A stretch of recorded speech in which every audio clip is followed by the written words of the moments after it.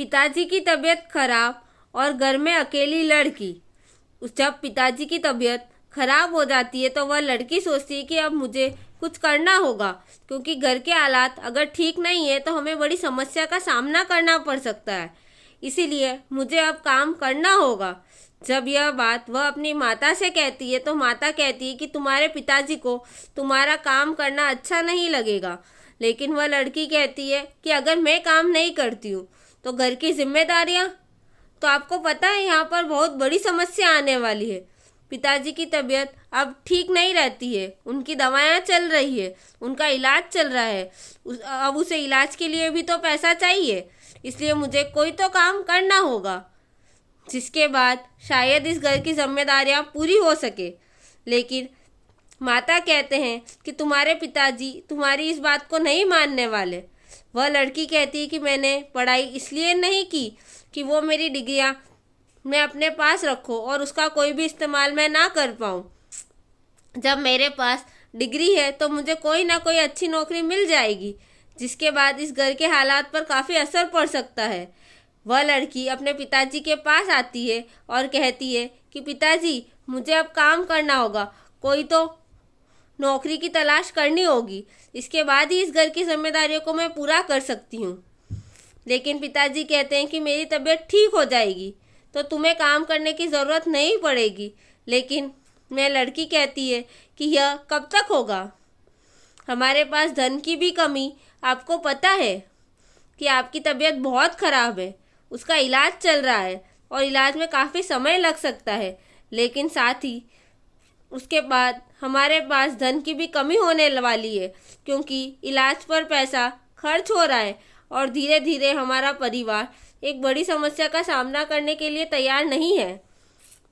इसलिए मुझे तो नौकरी तो करनी होगी, क्योंकि नौकरी करने के लिए बाद हम उसे अपने परिवार को अच्छी तरह से चला सकते हैं। आपकी दवाई आ सकती है, आपका इलाज अच्छे से हो सकता है, आप जल्दी ठीक हो जाए। मुझे तो यही लगता है कि मेरे पास सिर्फ यही एक रास्ता है। लेकिन पिताजी कहते हैं कि मुझे तुम्हारा काम करना पसंद नहीं है। तुम्हें पता है कि मैंने तुमने कभी भी इस बारे में बात नहीं की। मैंने तुम्हें इसलिए नहीं पढ़ाया कि तुम नौकरी करो, मैंने इसलिए पढ़ाया कि तुम जीवन में सही निर्णय ले सको और सही दिशा में आगे बढ़ सको। मुझे तुम्हारा काम करना पसंद नहीं है। मगर वह लड़की जानती थी कि यह समस्या बातों से पूरी नहीं होने वाली। मुझे कोई समस्या नहीं। इसलिए वह अपने पिताजी को बहुत समझाती है और कुछ समय बाद उसके पिताजी मान जाते हैं, क्योंकि वह समझ चुके थे कि वो ठीक कह रही है। समस्या तो हमारे सामने है, लेकिन पिताजी कहते हैं कि मैं जब तक ठीक नहीं होता तब तक तुम यह काम कर सकती हो, लेकिन इसके बाद तुम्हें अपनी नौकरी को छोड़ना होगा और उसके बाद हमें इस बारे में बात नहीं करनी होगी। लड़की कहती है आप ठीक कह रहे हैं, मुझे कोई समस्या नहीं है, जब तक आप ठीक नहीं होते तब तक नौकरी कर लेती हूँ। पिताजी की बात मानकर लड़की आगे बढ़ने के लिए तैयार थी। अब वह नौकरी की तलाश कर रही थी। एक हफ्ता बीत चुका था, लेकिन उसे एक अच्छी नौकरी नहीं मिली।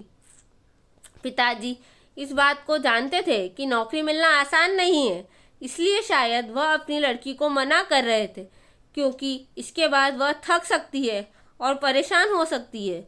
वह उसे परेशानी को नहीं देख सकते थे, इसलिए शायद वह मना कर रहे थे।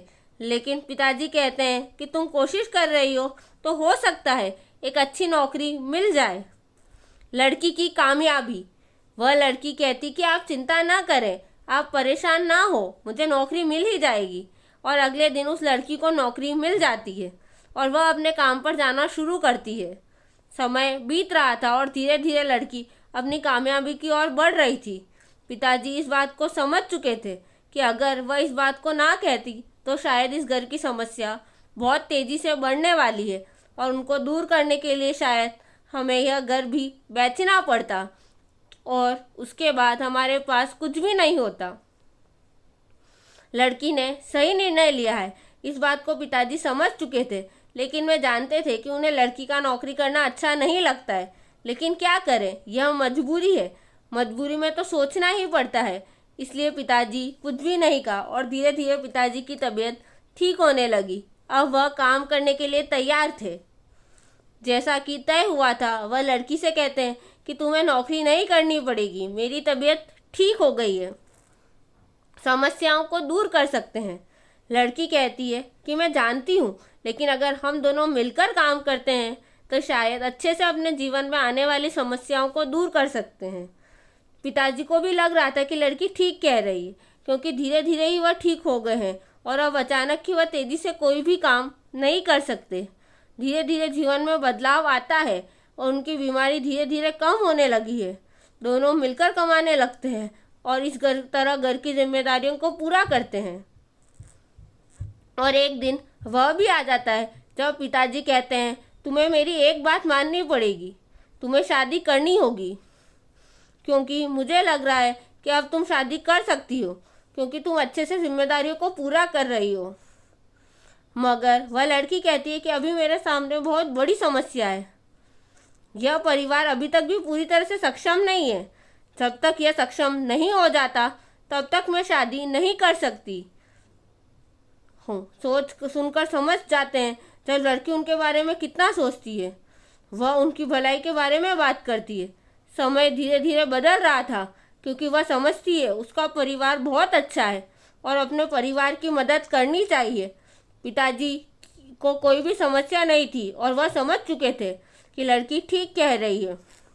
समय धीरे धीरे बदल रहा है और उनका व्यवहार भी अच्छा होता चला गया और उनका परिवार भी अब समस्या से लड़ने के लिए तैयार था। उनके पास कोई कमी नहीं थी, लेकिन समस्या तो सभी के सामने आती रहती है। Thank you. अगर आपको मेरी कहानी पसंद आई हो तो उसे लाइक और शेयर कर और कहानी के बारे में अपनी राय कमेंट करके ज़रूर बताएं।